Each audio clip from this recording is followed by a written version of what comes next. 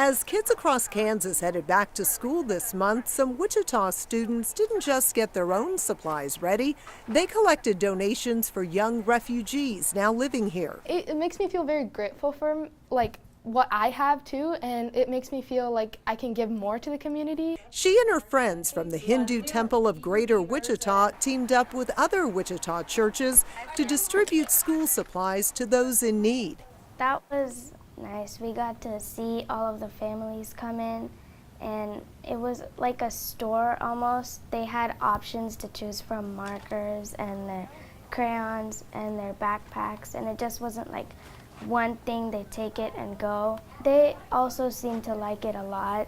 I think it makes a bigger impact on the kids when they do hands-on things. Community service projects like this are common at the Hindu Temple, part of a class for middle and high schoolers called Seva, Values and Leadership. Seva is service. It's giving back to the community. Seva can be in the form of leadership. It can be in the form of volunteerism or material and monetary donations. Generally, we have about 10 to 12 projects a year. And even though we're closed in the summer, we start our back to school drive early in the summer, so then we can help not only 259 students, also the international shockers at Wichita State University. College students from overseas often have few household supplies, so the kids collect clothes and bedding, even furniture donated by local motels. Grew up when I came, we didn't know any English. Sue Tirakonda knows firsthand the challenges of moving to a foreign country.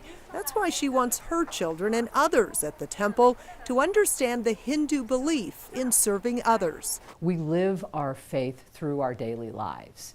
And so you can't just worship without incorporating aspects of it into your everyday life. She started the temple's Balvihar, or Sunday school, back in 2004, that later expanded to include charity work for the older students.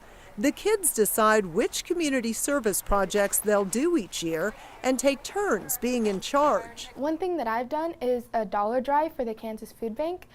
So at one of our festivals, I got a collection jar for the Kansas Food Bank, and we asked for donations. They collected $400, which carried even more buying power since the food bank gets a bulk rate price. Other students have prepared lunches to feed the homeless, helped with a Halloween party at Tanganyika Wildlife Park, even raised money for various causes by auctioning off their own artwork. Whatever the kids feel strongly about, they're encouraged to take action. I think if they owned it, it would be more meaningful to them and they would carry it on in their adult lives as well.